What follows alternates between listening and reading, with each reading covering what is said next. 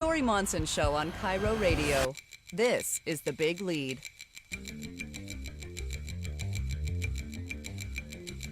Coming to you from Carter Subaru Studio.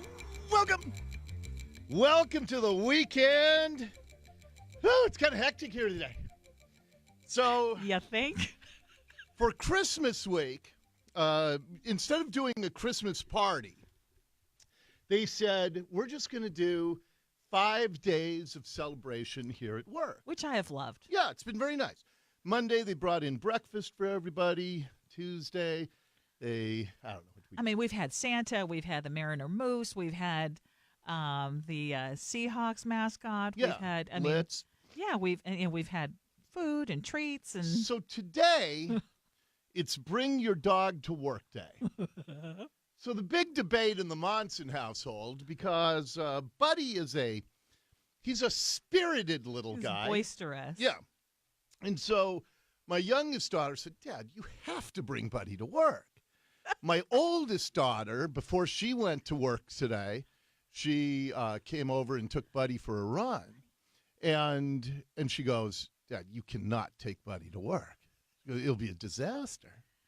And it has not been a disaster. He is a sweetie. But then, well, he's very on edge.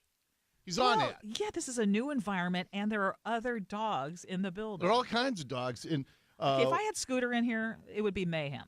One of our staffers has a beautiful American pit bull.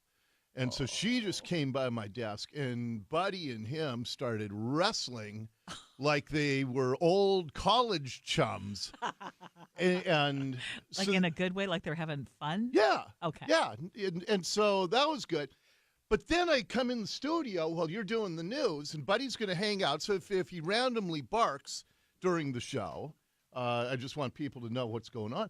But then I realize we got mousetraps with peanut butter all around the studio here. And so I've just picked 2 up off the floor in... Well, right during the newscast, I heard Buddy yelp. I know. So I'm wondering if he got snapped by a mousetrap that's under our big center console here. Well, right now I'm trying to get him to see, he's sniffing around. Yeah, he's looking for In him. fact, Nicole, would you touch base with Paul, the engineer, and see if there are only 3 mousetraps or if there are only 2? Because I can't let live Buddy. with the mice today. We don't want Buddy's look around. snout. I got 2 off the floor, but I don't know if there's one underneath the center console here. But I'll look and I'll make sure. Okay. Oh, my goodness. So anyway, I got dog roaming around the studio. Got all kinds of mayhem here. But we also have a lot of news to talk about. We're going to keep an eye the last hour of the stock market, which is down 581 points, 50 minutes before the close. And that's particularly bad news for the president, because the one thing that he has been citing over and over and over is the economy, when there have been so many other things. And now we have some more resignations in the White House. And if the economy starts to tank significantly, then the president's going, who knows how he'll react to that. But we'll keep a close eye, because right now, market down 565 points as we are in the final hour of trading for the week. So we'll keep an eye on that. Let's get right to the big lead. The Big Lead, Dori Monson Show exclusive. Oh, that is what we heard. Buddy did snap a mousetrap. Oh. Oh, man, the poor guy. Okay, I'm going to go. Can I give him a treat? I'm going to go outside. Oh, you can go. Yeah, I'm going to go get him a treat. Yeah. He's fine. Okay. No, he's fine. Yeah. But he's I okay. heard the snap, and that's what I Yeah, was afraid poor it guy. was. Yeah. I mean, I'm Scared glad. him. Well, I'm glad it didn't get his tongue. Yeah. That would have been awful. Because your older daughter would have said, I told you so, Dad. Yeah. Can you imagine?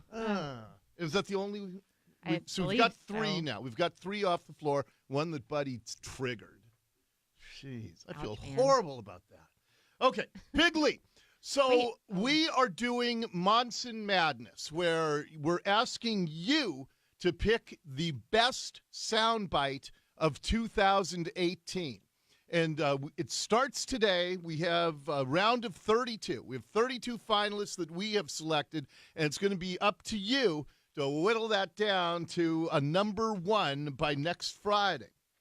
And so we want you to vote on all 16 first-round matchups over the weekend. And if you go to either mynorthwest.com, the Dori Monson show page, or you can go to facebook.com/Dori Monson, DORIMONSON.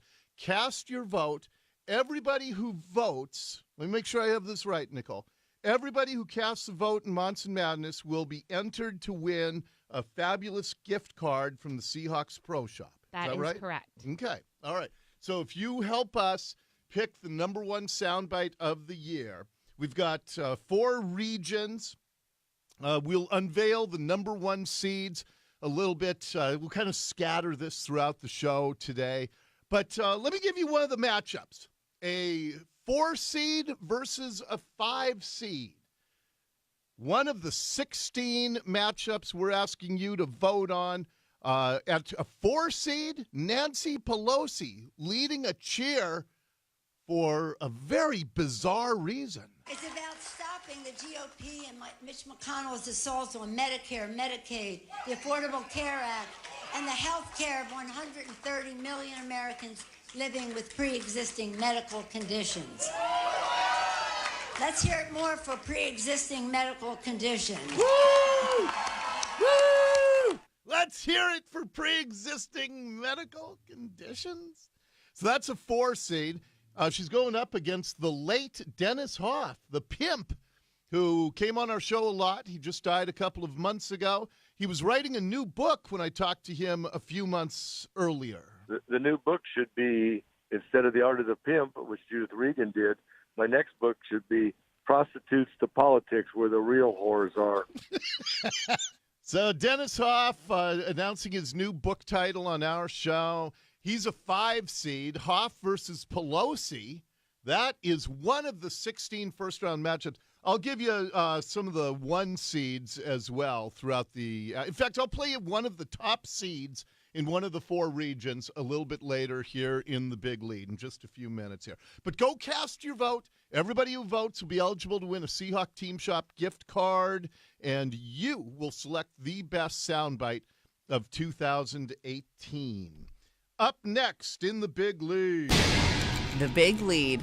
Top story. We continue to track the crime that is plaguing our region as we have more and more drug and gang and homeless, vagrant activity around here. People are stealing to feed drug habits and lots of other reasons. There's one guy that they are looking for who has robbed a couple of Baskin and Robbins stores and a Subway.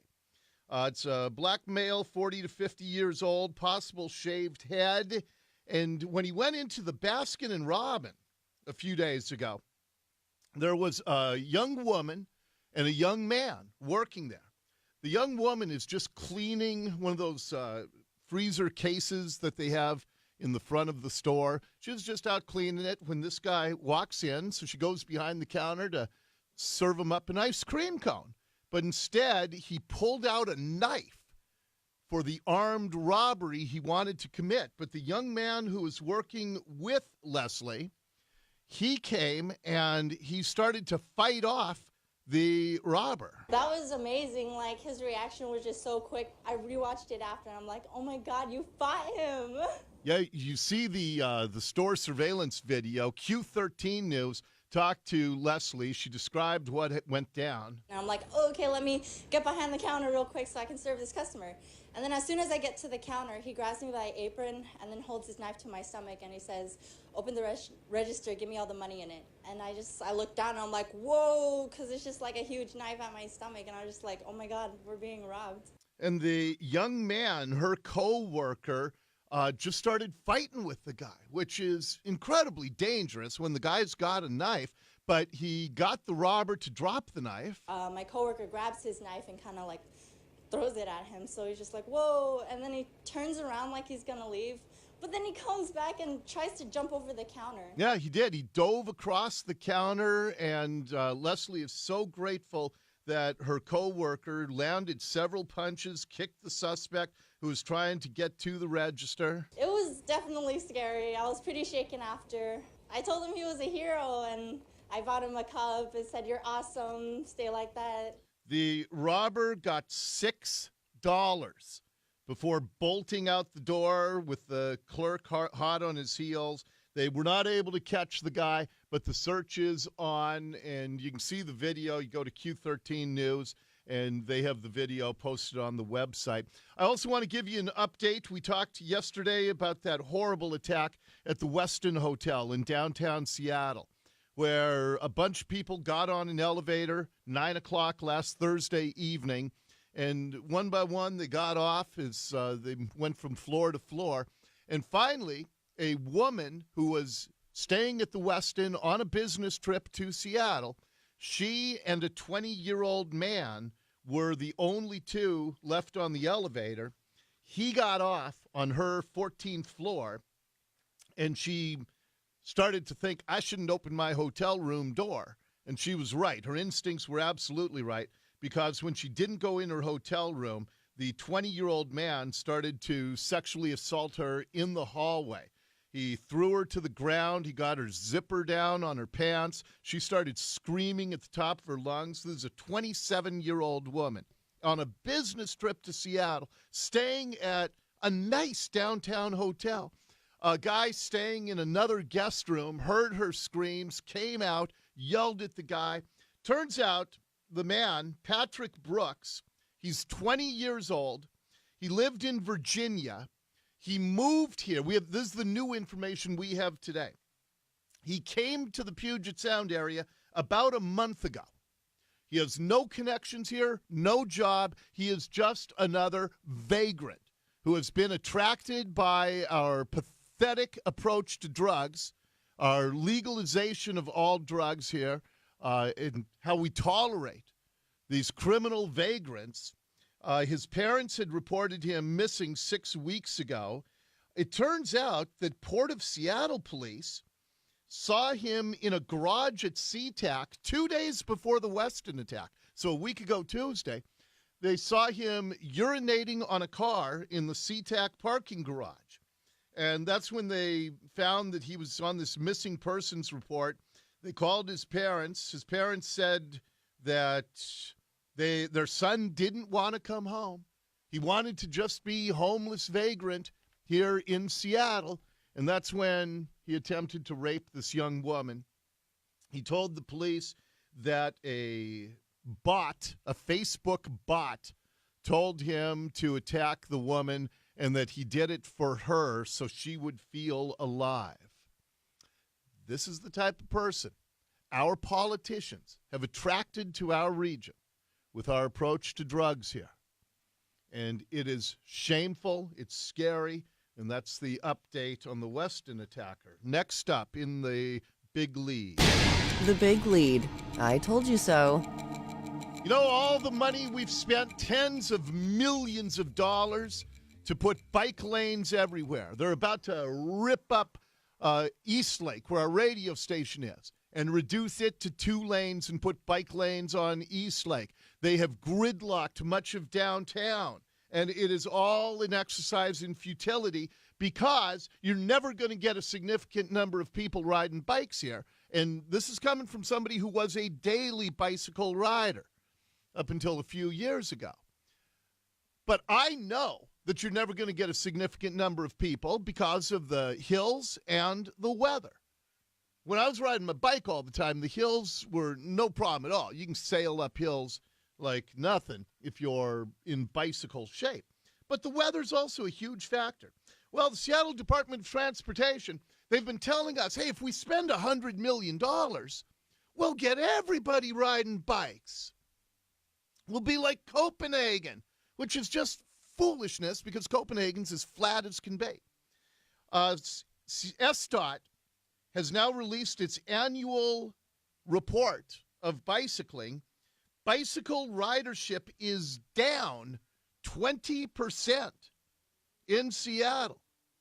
Down 20%. We have spent over $100 million. We have gridlocked downtown. We are tearing up neighborhoods. We may destroy businesses on 35th Northeast in this maniacal pursuit of some bicycle fantasy that will never happen. And you have people like Rob Johnson on the Seattle City Council who lies to try to get his way because the bicycle industry got him placed on the city council. And with all of that, bicycle ridership is down. It is an unbelievable waste of money. It is also more evidence of what fools we have running this region, that they blow $100 million only to make things get worse. You will never get a lot of bike riders in a city as wet and hilly as Seattle. Next up in the big lead. The Big Lead, top trending. How about this Kevin Hart? He fulfills the dream of a lifetime when he was asked a couple of days ago to host the Oscars. And now he's out. And that's because they found some old routines from a decade ago and some tweets that Kevin Hart put out there about gay people. In his stand-up routine, one of his bits was that he didn't ever want his son to be gay. One of my biggest fears is my son growing up and being gay. That's a fear. Keep in mind, I'm not homophobic. I have nothing against gay people. Be happy. Do what you want to do. But me being a heterosexual male, if I can prevent my son from being gay, I will. Now, with that being said, I don't know if I handle my son's first gay moment correctly. Like, every kid has a gay moment, okay? Every kid. But when it happens, you got to nip it in the bud. You got to stop it right there. Hey, stop! That's gay. It's quick. No. I don't know if I handle my son's situation right, okay? He's at a birthday party, right? My son had a birthday party. He's playing. You know when kids play, they just play. You don't know what they're doing, but they're having a good time. They're just doing a bunch of stuff, right? Okay, it goes on from there. So he apologized years ago for his gay jokes and his homophobic tweets. And the Hollywood knew about that when they asked him to do the Oscars. But they said, hey, apologize again. And he said, I'm not going to apologize again. I already apologized. And so he's out. And in the Fastest 15, I'll play for you the Instagram video where he said that he's out. But it's crazy, just crazy. Political correctness run amok once again. The left eating its own, and that is your big lead. The Big Lead on KIRO Radio. We're going to check the news for you, and then Pete Carroll. Huge game, Monday Night Football, coming up for the Seahawks, and our weekly conversation with the Seahawks coach is next on the Dori Monson Show.